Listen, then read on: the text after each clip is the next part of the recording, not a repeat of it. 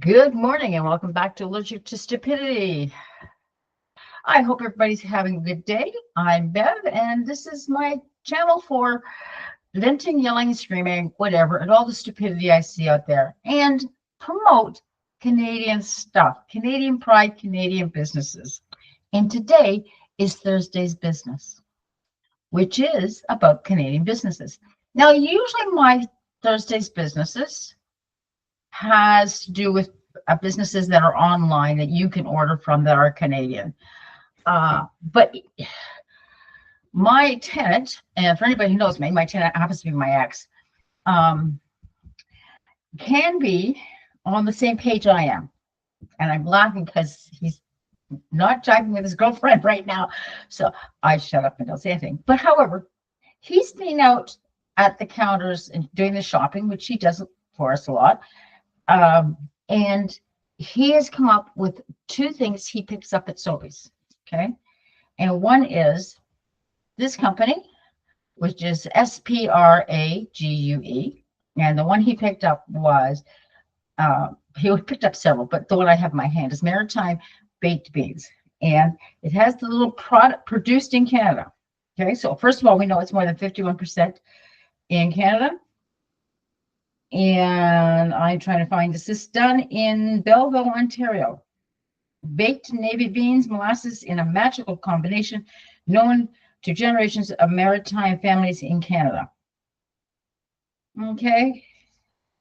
It does not say anything about import products, but it does have the maple leaf. It is a Canadian company because it's in Belleville, Ontario, and it's prepared in Canada. So we're looking at 51, if not the 93. Okay. So do understand when you see that little maple leaf sign, it does not necessarily mean it's 100%. And I have a video that's going to hopefully help explain why. The next one is Putters. I have never heard of it, but Easter's coming, and we are dead meat if I don't have dill pickles on the table. So, and everybody eats dill pickles around here all the time, except for me. And so this one's Putters. And so I started going, oh, what the heck? No Canadian maple leaf on it. So I started going, this doesn't sound like him. But anyways, it's out of St. Sophie, Quebec. And I pronounce the Sophie very English wise. So keep refrigerated, blah, blah, blah. Cucumbers, vinegar, spices, natural garlic oil, natural dill oil, and turmeric. Contains mustard seeds. All of those things can be grown in Canada. This company's been going since 1948, etc. So those are two things, and he got both of them at Sobeys. Now this one, I actually went online. You can get it at several different locations, but definitely Sobeys. And I was checking. If you punch up if you go to their site, I'll bring it close so you can see it. If you go to their site, and maybe I'll make a link to their site, there is a map of where to find it. So they're not going to ship it to you, but you can find stores around the country, and like tons and tons of stores. Like because I know somebody in Thunder Bay, and my kids are from the Great White North. There's two in Thunder Bay alone. Sobeys is a big one.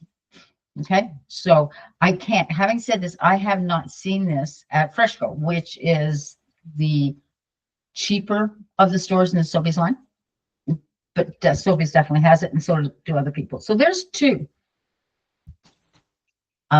Canadian companies that you can get at your local stores, so you're supporting them. I have not tried the baked beans yet. I have to do that one, but I'm sure they're good. They've been in business for, ooh, how long? Nope, it's not saying. All right. Now, that gets me on to the other business. Now, politically speaking, a Liberal, I believe it was Ontario, a Liberal MP on the campaign trail was making some comments, and the Conservative and the NDP came down his neck. And I understand why they came down his neck. But it was like, I also get his point. So hear me out. What he said was we should just give up on manufacturing and leave that to the Asian countries. And the conservative candidate and the NDP candidate went, you're telling people to give up on themselves. Well, we have a ton of manufacturing here in Canada. This is not like we don't have any. But his point will support this video I'm going to show you. And his point is that we're talking about right now, it takes years to get manufacturing up and running, which is why companies sometimes are very hesitant to move unless they can move from this plant and transfer their manufacturing to a plant they already have in the States or Mexico or China or wherever. It's an expensive endeavor to move because you've got to build infrastructure, then you have to build the lines, and then you have to build the molds, and it just gets to be very, very expensive. So his point, I believe, or the way I'm interpreting it, is that wasn't a smart thing to say. Let's start off with that one. But at the same time, his point was these guys already have it set up. They already know what they're doing. And as long as we stay in friendly terms with them, let's let them do what they do really well, and we'll do what we do really well. So putting that in the world of education, let's leave the science teacher in high school teaching science because he does it really, really well. And let's leave the kindergarten teacher teaching the kindergarten kids because she or he does it really, really well. And I should say she for science. Let's not start saying, well, you know what, you are a human being and you can do this and you can do that. And that would give us more teachers down there. And I know that's a really, really simplified version, but it's something I can relate to. I can make that connection. Even within the high school bracket, so grades 9, 10, 11, and 12 in Ontario, it's really easy to say, well, I need somebody to cover that math class today because the math teacher's not in. I'll get the English teacher on her prep. Well, that English teacher's babysitting. She doesn't know data management. She doesn't know calculus, advanced functions, but she's covering it. Grade 7 and 8 teachers, one of my pet peeves is as long as you have an intermediate paper which says you are qualified to teach a subject in the intermediate senior sections, you can teach grade 7 and 8, which is fine. 20 years ago, before Mike Harris came in and started cutting corners, because 25 years ago, what would happen is we would have one person who had an AQ, an additional qualification, and they would be teaching the maths and the sciences. And then we would have somebody who's to their AQ in, say, the humanities, which is geography, history, and they would be teaching that in English. And then we would have an arts teacher. So my kids, who are only just reaching 40 now, they literally had a math science teacher. And this was at a small school where you'd think they'd be cutting corners. They had an art teacher. They had a music teacher. They had a gym teacher. Now, that art teacher and that music teacher taught everything from about grade 5 up. So she taught all of the art. She taught all of the music, or the music teacher did. So they did go full time. Like they were teaching everything, but they were using their specialty and teaching that area and doing a really, really good job. And this is where this Liberal MP is coming from. He's going, they already know what they're doing, because this isn't like 50 years ago when I would watch a light bulb go by, and if it wasn't lit, I'd take it off and break it. When they're sitting there at these manufacturing companies, they are literally knowing what they're doing. They are soldering in little bits and pieces. That's not something Joe Blow can do. That's not something my almost 21-year-old grandson could do. He isn't trained to do that. They know what they're doing, and that's where this guy is coming from. So what I want to show you is a video from a lady by the name of, she runs a company called Busy Baby. And people have been asking her for tariffs, about the tariffs and everything else. And she's been on NBC, she's been on CNN, and she's going, my business is probably closing. She said, because I can't afford this. So her explanation is really, really good because she's coming from somebody who is in business and she has looked at all these things. So here we go. I will be quiet and you can listen. Everyone's question, why don't you just make them in America now? Move your manufacturing here. If bringing manufacturing back to the US is the goal, why are companies like Apple and Microsoft, who are most likely able to bring manufacturing back to the US, off the hook? I get that if we don't let them continue to manufacture in China and exempt them from the tariffs, that our cell phones and computers, which we all use, are going to get ridiculously expensive. I get it. But the latest manufacturing that was done in the US that we were good at was tech manufacturing. And those companies moved their manufacturing to China. They have the biggest pocketbooks.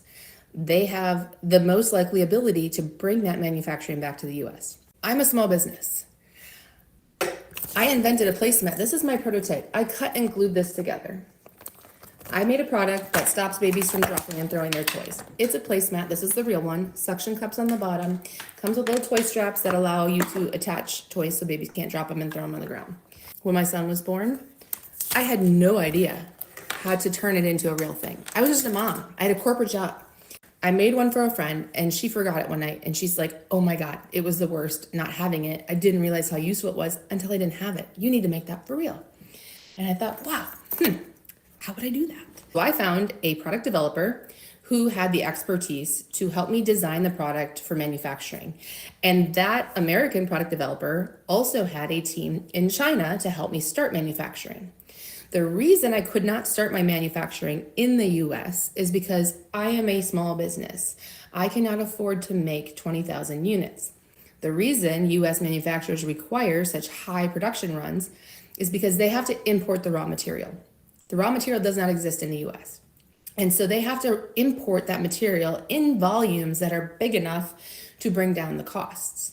They also need the company they are manufacturing for to produce large amounts, because every time you switch out the machinery in a production line, you're not making money. It's downtime. So the factories in the US that have very high labor fees, that have very high expenses, they need to make product continually to be able to pay their bills. Totally understand that. So to start my business, we started in China, where they were willing to do very small production runs for us. Because when I invented this and I invested my own money into starting this company, I didn't know if people were actually going to buy it. I didn't know if it was actually, I thought it was a good idea, but I didn't know if other parents would want to buy it. Okay, turns out they have. Cool. So now fast forward 8 years and I have products sitting in China ready to come. In my warehouse outside, I have about 2 to 3 months of inventory. When that is gone, I have no more inventory to sell. So then I have to figure out, how am I going to pay my employees, pay my insurance, pay my lease when I don't have any revenue coming in? I have 3 months more product that's ready to ship to the US. However, it's going to cost me, what are we up to now? Let's see, we're up to $229,000 I have to come up with in 30 days just to get it across the border. On top of the cost I've already paid for that product. I own the product. But just to get it across the border, that cost, I have to increase my prices. I have to more than double my prices. I'm selling products to people with babies. They're trying to keep up with so many new expenses in their life, diapers, some getting formula, baby clothes, all the things you have to buy and carry around with you for a baby. While my products are great for baby's development and they make life so much easier as a parent, you don't need them to raise a baby. People are not going to pay double the price for my products. So I can't import them right now, but I also can't run out of money. All right. If I found a factory today that was willing to do this, that had the right equipment, that had the right raw material, who had time, because these factories are already booked. The factories in the US are working hard. They're not just sitting around waiting for new companies to come in. But let's just pretend that one is like, hey, Beth, come on, we'll do it for you right now. All right, cool. Let's do it. First, we need to make molds. A mold, and I'm going to try and put that in this video, is a steel plate that has cut out the shape of your product. And for my product, they take chunks of silicone, set it on the mold, which is heated, and then they compress it. It's compression molding, and it's heated and it melts the silicone and smushes it into the shape of a mat. Okay. Every piece of my product line has a different mold.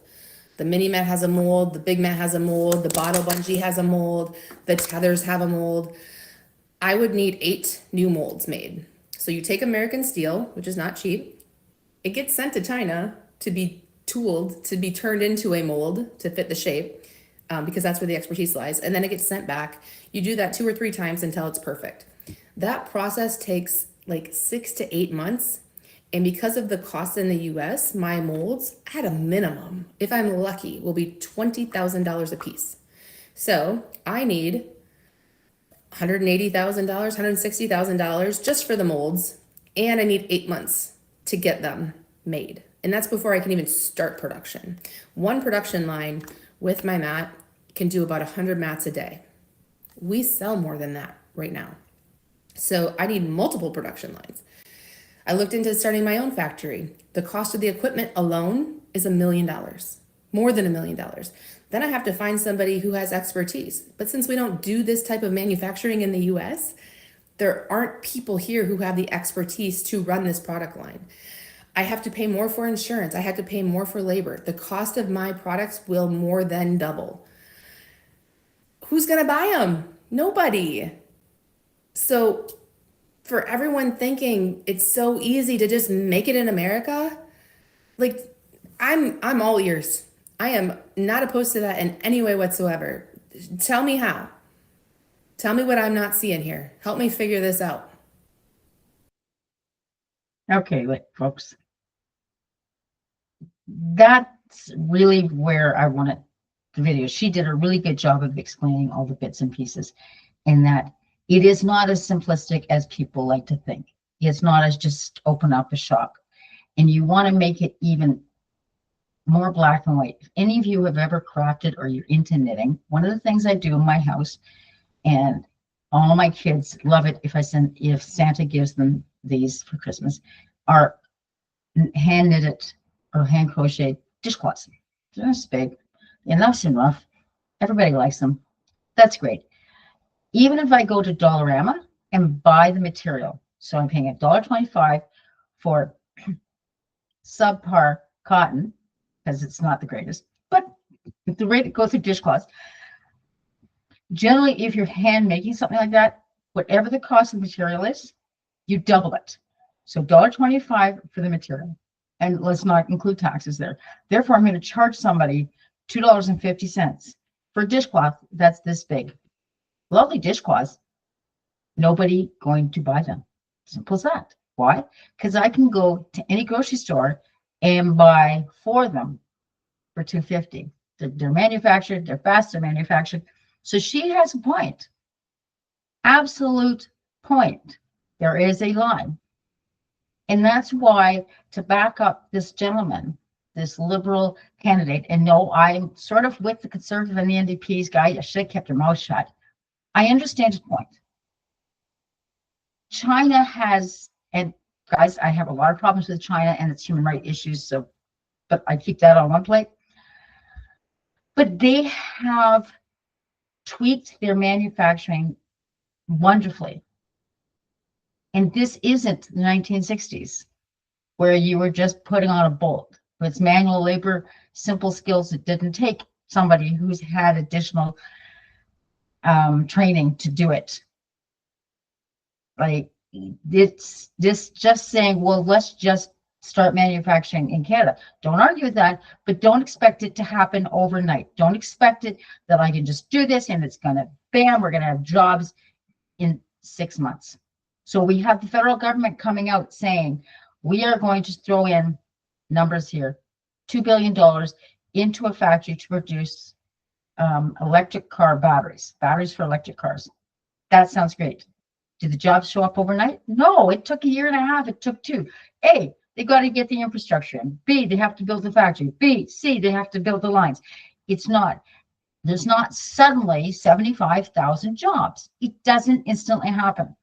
So when you have somebody like this Liberal candidate saying what he said, I don't honestly believe he said, let's just forget about it all completely. He's just looking at the immediate future, like right now. So that's my thing on Thursday's business. 2 products for you to know. You can't go online for them. Is Putters, and it's out of St. Sophie, Quebec. And all products, all materials in this can easily be grown in Canada without a problem. And the other one, and I'm assuming my tenant got that at Sobeys too, just to be honest. I'm not sure where he got it, but he's Sobeys and a Fortino shopper. And this guy, which is out of Belleville, Ontario. Okay. I keep looking for other products that are from farther west. Okay. Don't forget, all your flour comes from out west anyways. Okay. There you go. There is Thursday's business. I hope everybody had a good day, and I hope you're going to have a lovely long weekend. Take care, guys. See you next time.